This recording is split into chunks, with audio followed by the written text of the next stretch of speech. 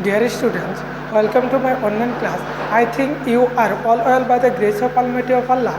The global epidemic is in the coronavirus. I am also fine. Dear students, I am Abu Bakr Siddiq, lecturer in English, Islamic Academic School and College Branch, Crystal Managing. Please comment on my lecture and help me modify my lecture. Dear students, we shall discuss the cooperating gender. প্রিয় শিক্ষার্থীবৃন্দ, আমরা এখন দ্বাদশ শ্রেণীর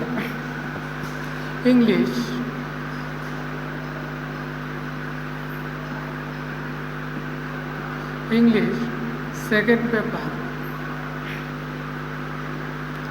দ্বাদশ শ্রেণী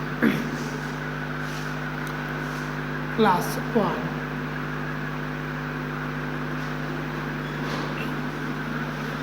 প্রিয় শিক্ষার্থীবৃন্দ, আমরা ইন্টার সেকেন্ড ইয়ার অর্থাৎ দ্বাদশ শ্রেণীর ইংলিশ সেকেন্ড পেপার নিয়ে আলোচনা করব। আমাদের আজকের টপিকটি হলো completing sentence.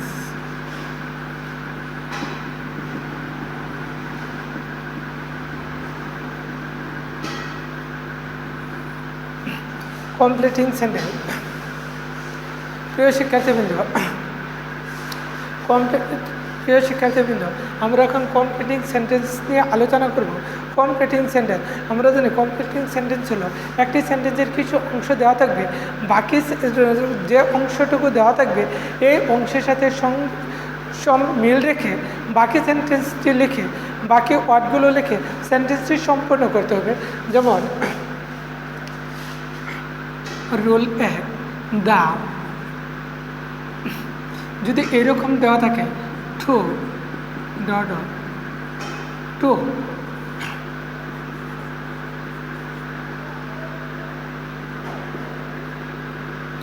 Rule 1, too dot to, the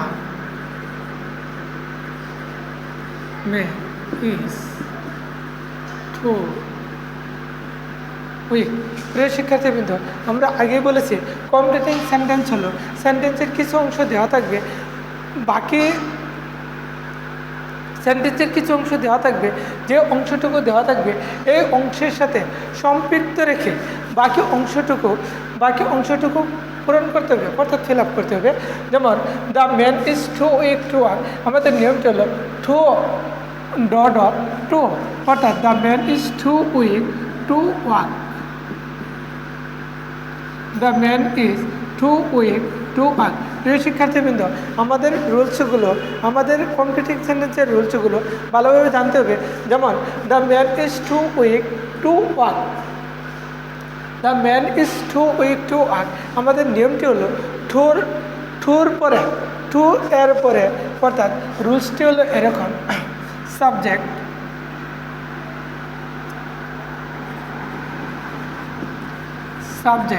plus verb plus two plus adjective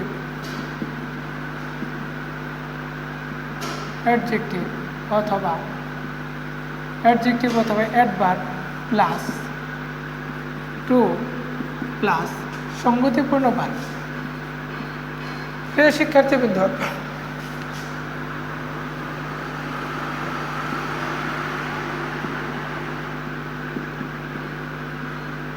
সঙ্গতিপূর্ণ ভার্ব। প্রিয় শিক্ষার্থীবৃন্দ, আমাদের রুলসগুলো ভালোভাবে মনে রাখতে হবে। যেমন টু ডট টু যদি দেওয়া থাকে the man is too weak to work, আমরা এই স্ট্রাকচারের সাথে মিল রেখে দেখে ঠিক আছে কি না। সাবজেক্ট, দ্য ম্যান হলো সাবজেক্ট, ভার্ব ইজ হলো ভার্ব, টু প্লাস অ্যাডজেক্টিভ অথবা অ্যাডভার্ব। উইক করতে দুর্বল, আমরা জানি যে অর্ডারে নাউন বা প্রনাউনের দোষগুণ অবস্থা সংখ্যা পরিমাণ বোঝায় থেকে অ্যাডজেক্টিভ বলে, তাহলে অ্যাডভার্ব হলো অ্যাডজেক্টিভ প্লাস টু, এরপর প্লাস হলো সঙ্গতিপূর্ণ ভার্ব। আমরা জানি ওয়াক হলো একটা সঙ্গতিপূর্ণ ভার্ব। যেমন the man is too weak to walk, লোকটি এতই দুর্বল ছিল যে হাঁটতে পারে না। প্রিয় শিক্ষার্থীবৃন্দ, আমাদের ভালোভাবে মনে রাখতে হবে, যদি কোনো সেন্টেন্সে টু দেওয়া থাকে টুর পরে যদি অ্যাডজেক্টিভ অথবা অ্যাডভার্ব দেওয়া থাকে, এরপর টু প্লাস সঙ্গতিপূর্ণ একটি ভার্ব লিখতে হবে। যেমন the man is too weak to walk. যদি আমি আরও বাক্য লিখতে যাই, যেমন দ্য গান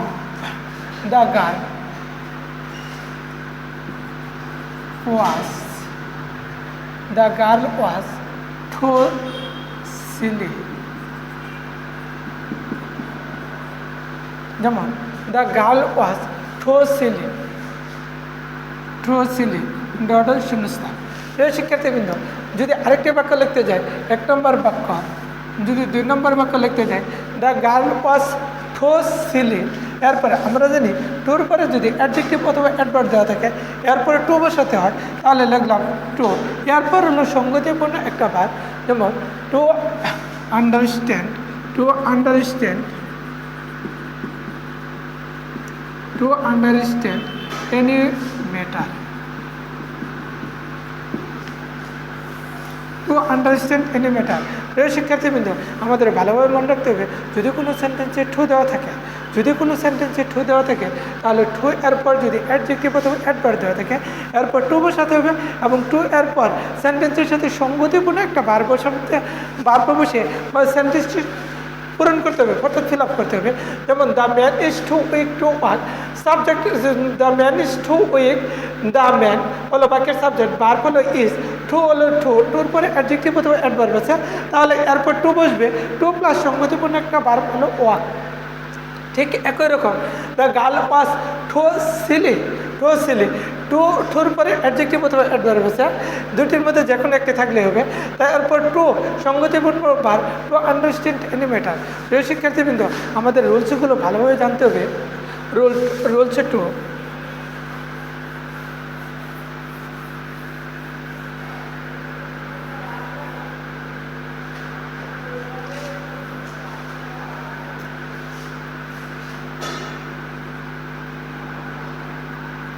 তারপর হলো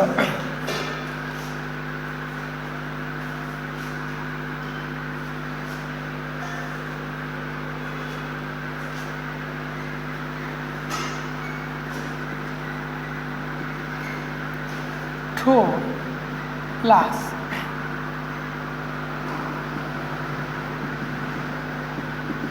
অ্যাডজেক্টিভ অথবা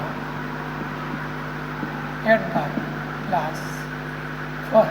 প্রিয় শিক্ষার্থীবৃন্দ, আমরা আগের রুলসে পড়েছিলাম যে টু দেওয়া থাকলে, অর্থাৎ টুর পরে অ্যাডজেক্টিভ অথবা অ্যাডভার্ব দেওয়া থাকলে এরপর টু বসাতে হবে।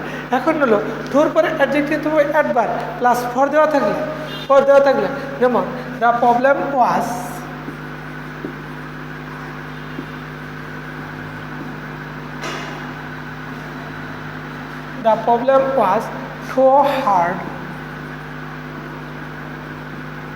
too hard for, the problem was too hard for,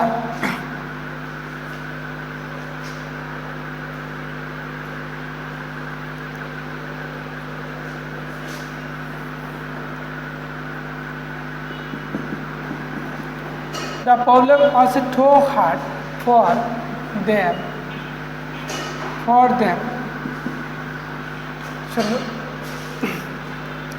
শিক্ষার্থীবৃন্দ, আমরা টু এর আগে একটি নিয়ম করেছিলাম, যদি কোনো সেন্টেন্সে টু দেওয়া থাকে তাহলে টু এরপর যদি অ্যাডজেক্টিভ অথবা অ্যাডভার্ব দেওয়া থাকে, এরপর ওই অ্যাডজেক্টিভ অথবা অ্যাডভার্বের পরে টু বসে। এখন হলো যদি টু দেওয়া থাকে, অর্থাৎ ঠোর বাদে অ্যাডজেক্টিভ অথবা অ্যাডভার্ব দেওয়া থাকে, এরপর যদি ফর প্লাস ব্যক্তিবাচক অবজেক্ট দেওয়া থাকে, এরপর আমাদের টু বসাতে হবে, টু দেয়া।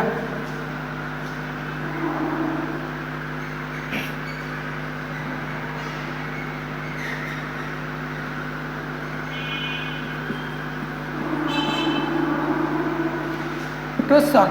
প্রিয়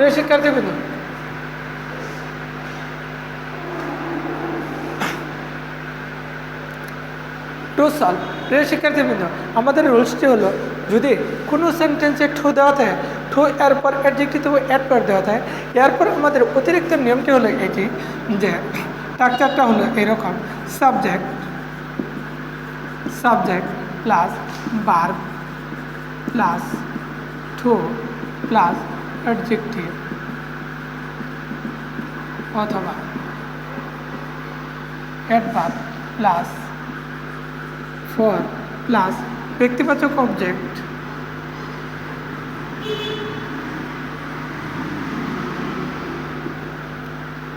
অবজেক্ট প্লাস টু প্লাস সঙ্গতিপূর্ণ ভাব।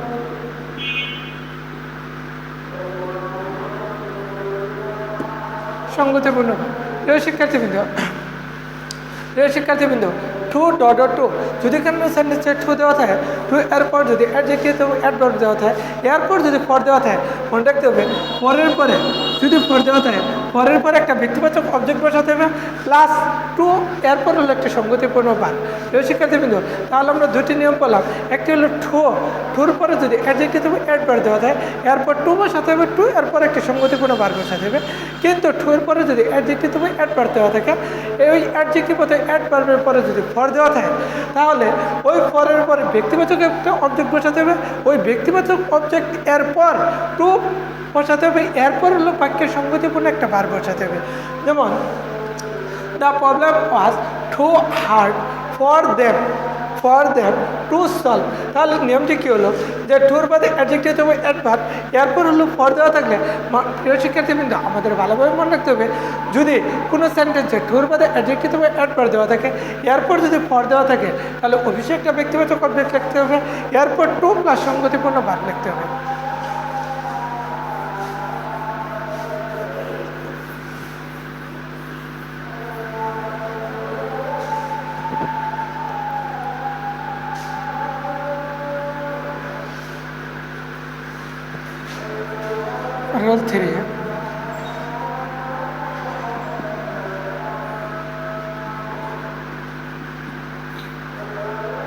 Rule 3 সো ডট দ্যাট যদি দেওয়া থাকে,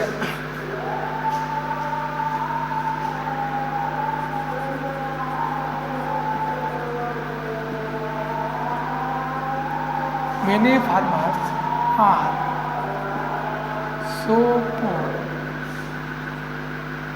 শিক্ষার্থীবৃন্দ যদি এরকম দেওয়া থাকে মেনি ফার্মার্স আর সো পোর, এরপরে শূন্যস্থান। শিক্ষার্থীবৃন্দ আমাদের ভালোভাবে মনে রাখতে হবে যদি সো দেওয়া থাকে, সোর পরে যে অ্যাডজেক্টিভ অথবা অ্যাডভার্ব দেওয়া থাকবে, যে অ্যাডজেক্টিভ অথবা অ্যাডভার্ব দেওয়া থাকবে, এরপর একটি দ্যাট বসাতে হবে, এরপরে একটি দ্যাট বসাতে হবে। কারণ রুলসটি হলো সো ডট দ্যাট একটা বসাতে হবে। এরপর মেনি ফার্মার্স, অনেক many farmer they cannot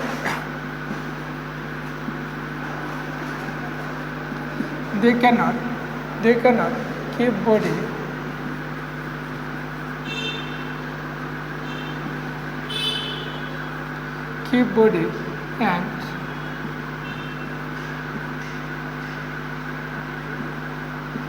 soul together। প্রিয় শিক্ষার্থীবৃন্দ সো ডট দ্যাট অর্থাৎ কোনো সেন্টেন্সে যদি সোর পরে অ্যাডজেক্টিভ দেওয়া থাকে, সোর পরে অ্যাডজেক্টিভ দেওয়া থাকে, তাহলে ওই অ্যাডজেক্টিভ এরপর দ্যাট বসাতে হবে। এরপর বাক্যের যে সাবজেক্ট আছে ওই সাবজেক্ট অনুযায়ী ওই বাক্যের যে সাবজেক্টের যে নাউন আছে মেনি ফার্মার, ওই নাউন এর প্রোনাউন লিখতে হবে। এরপর সেন্টেন্স অনুযায়ী ক্যান নট অথবা কুড নট লিখতে হবে। অর্থাৎ যদি সেন্টেন্সটি প্রেজেন্ট টেন্সের থাকে তাহলে ক্যান নট, যদি পাস্ট টেন্সে থাকে তাহলে কুড নট বসাতে হবে।